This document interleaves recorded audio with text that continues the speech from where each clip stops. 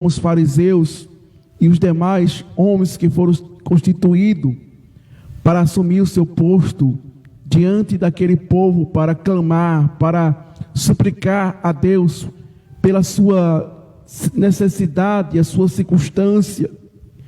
Mas observamos que Jesus, ele veio para mudar a história, para resgatar, para trazer um novo pacto, uma nova aliança, porque Paulo descreve que todos estavam destituídos da glória de Deus.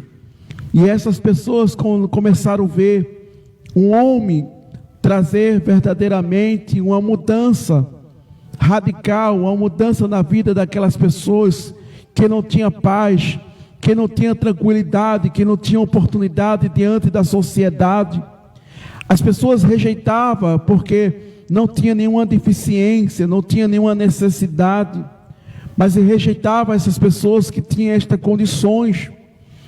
Era desprezado pela própria família, era jogado nas ruas, nas praças, para viver sua vida, situações caóticas. Mas Jesus, ele veio para dar oportunidade.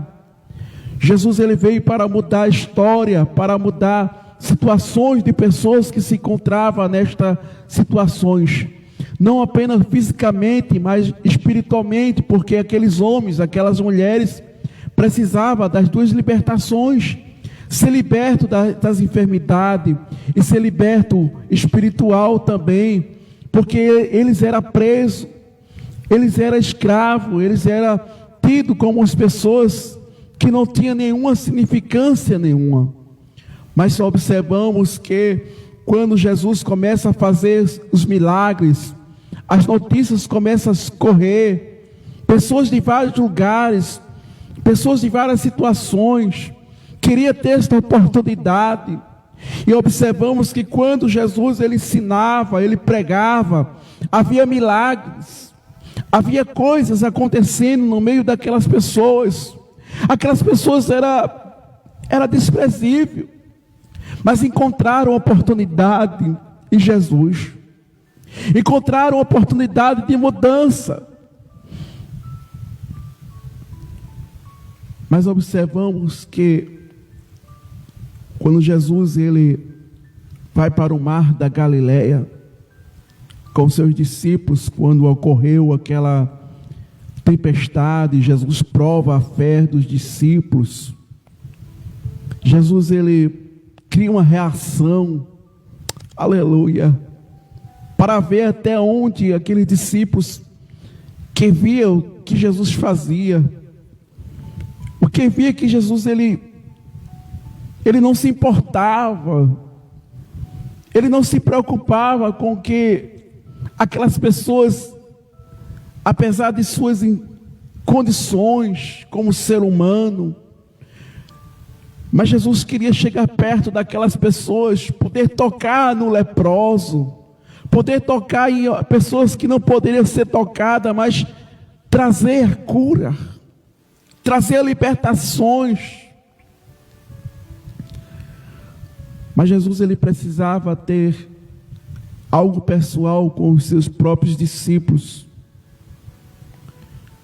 Apesar de eles ver milagres, apesar de ele ver tantas coisas acontecendo, mas eles precisavam de um milagre, eles precisavam de uma experiência. E Jesus vai com os discípulos e, apesar do cansaço físico, porque naquela época não tinham transporte como nós temos hoje, carros, motos, bicicletas, aviões, que possamos se comover para onde nós queremos ir. Temos todo tipo de transportes para ter nossa comoção, para podermos sermos transportados para outro lugar. Mas naquela época, o único transporte que eles poderiam ter, se tivesse condições, era de ter um jumento, ter uma carroça. Mas muitas daquelas pessoas não tinham condições de ter um animal para cuidar, para eles poderem se comover, mas eles andavam a pé.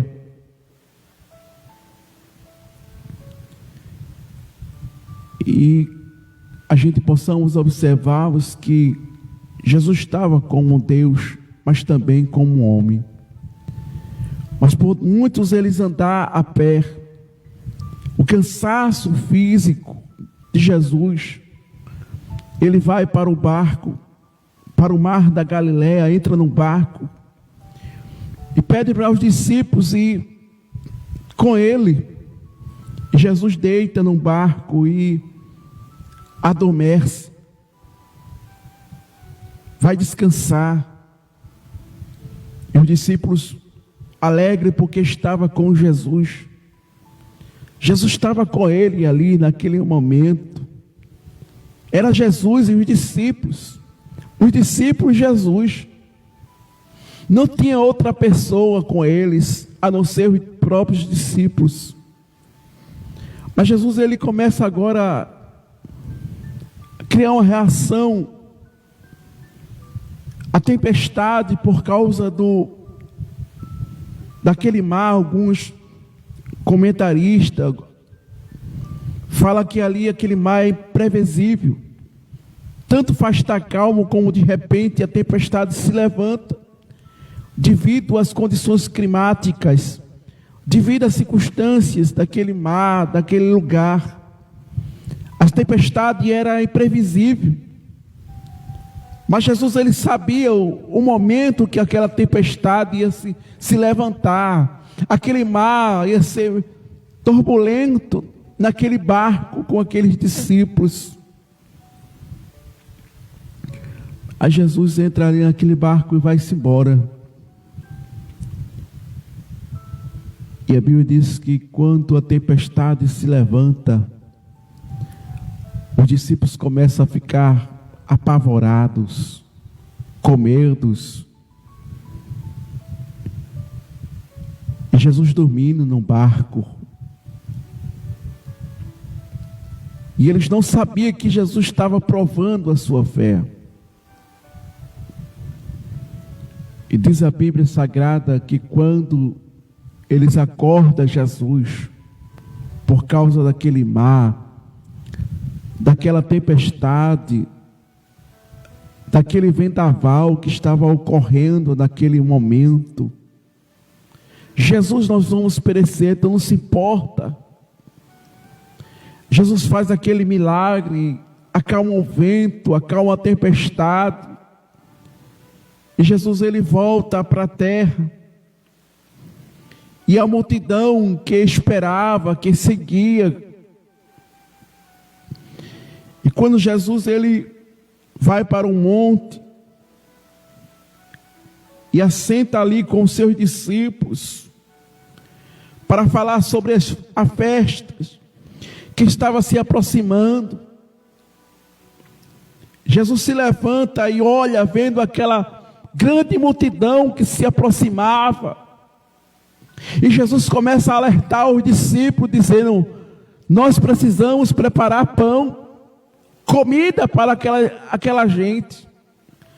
Mas os discípulos, apesar de passar aquelas experiências, quantas vezes a gente passa por experiência das nossas vidas, a gente passamos por altos, passamos por baixos, passamos por dificuldade, e muitas vezes parece que a nossa fé, ela não tem alicerce certo. Parece que cada prova que nós passamos, cada dificuldade, até parece que é a primeira vez que a gente vai exercer a nossa fé. A gente vê que os discípulos tiveram essa experiência de ver Jesus acalmar o vento e o mar. Jesus não acalmou simplesmente algo simples, mas algo imprevisível da natureza, que aconteceu ali, naquele mar da Galileia. Mas os discípulos, com a sua incredulidade, olham para Jesus e dizem: ainda que tenhamos tantos denários, mas não temos condições de comprar pão. A incredulidade, como nós somos tão incrédulos,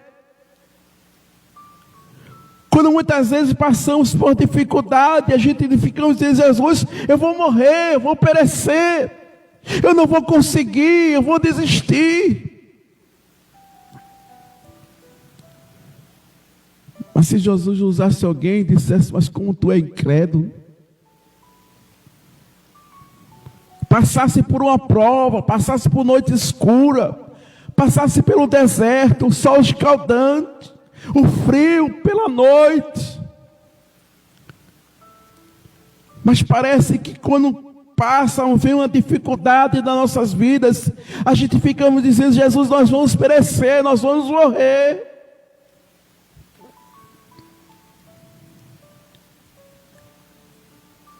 Mas Jesus está no controle das nossas vidas, da nossa história. Jesus quer experimentar mais uma vez a fé desses homens. Quantas vezes Jesus tem experimentado a tua fé? Quantas vezes Jesus tem provado você, muitas vezes no fogo, como se prova ouro? Quantas vezes Jesus tem permitido a tempestade, o gigante, o vendaval soprar forte nas nossas vidas? Mas ficamos como incrédulos: Jesus, como é que vai ser isso?